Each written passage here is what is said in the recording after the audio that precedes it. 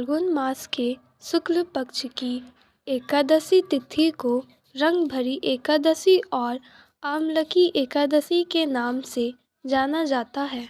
धार्मिक मान्यताएं हैं कि इस दिन देवों के देव महादेव और माँ पार्वती काशी गए थे, इसलिए इस एकादशी को बेहद उत्सव के साथ मनाया जाता है। इस बार रंगभरी एकादशी का व्रत 20 मार्च को है। सनातन धर्म में एकादशी तिथि का विशेष महत्व है। पंचांग के अनुसार फाल्गुन मास के शुक्ल पक्ष की एकादशी को रंगभरी एकादशी के नाम से जाना जाता है। धार्मिक मान्यताएं हैं कि इस दिन देवों के देव महादेव और पार्वती काशी गए थे, इसलिए एकादशी को बेहद उत्सव के साथ मनाया जाता है। शास्त्रों के अनुसार रंगभरी एकादशी के दिन श्री हरि के संग भगवान शिव और माता पार्वती की पूजा व्रत करने का विधान है। मान्यताएं हैं कि इस दिन पूजा करने से फल की प्राप्ति होती है। आइए आपको बताते हैं कि रंगभरी एकादशी की तिथि, शुभ मुहूर्त और पूजा विधि के बारे में। रंगभरी एकादशी को आमलकी एकादशी के नाम से भी जाना जाता है। पंचांग के अनुसार रंगभरी एकादशी तिथि का प्रारंभ 20 मार्च को रात 12:21 से होगा और इसके अगले दिन 21 मार्च को सुबह 2:22 पर तिथि समाप्त होगी। ऐसे में रंगभरी एकादशी व्रत 20 मार्च को किया जाएगा। रंगभरी एकादशी व्रत के दिन ब्राह्मण मुहूर्त में उठें और दिन की शुरुआत भगवान शिव और माता पार्वती को ध्यान करें। इसके बाद स्नान कर साफ वस्त्र धारण करें।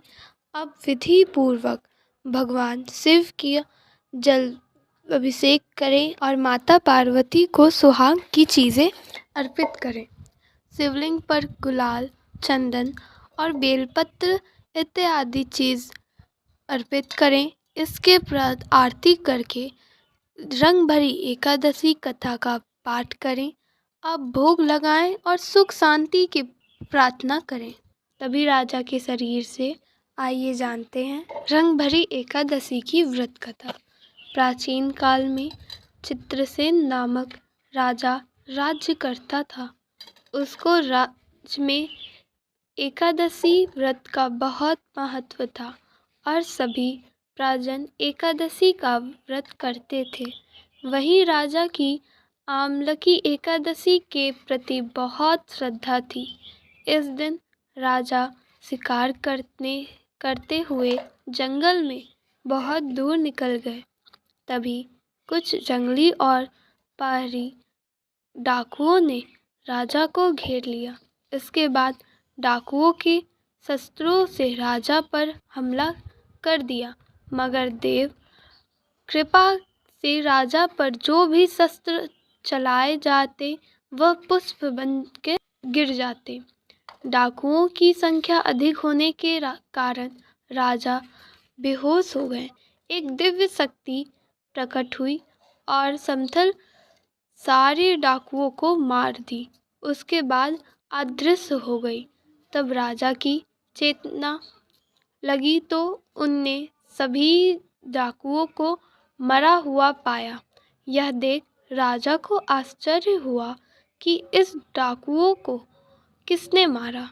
तभी आकाशवाणी हुई, हे राजन, यह सब राक्षस तुम्हारे आमलकी एकादशी व्रत का करने के प्रभाव से मारे गए हैं।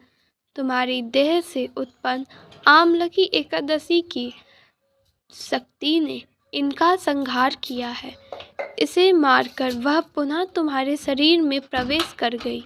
यह सुनकर राजा प्रसन्न हुआ और वापस लौटकर राज्य में सबको एकादशी का महत्व बतलाया।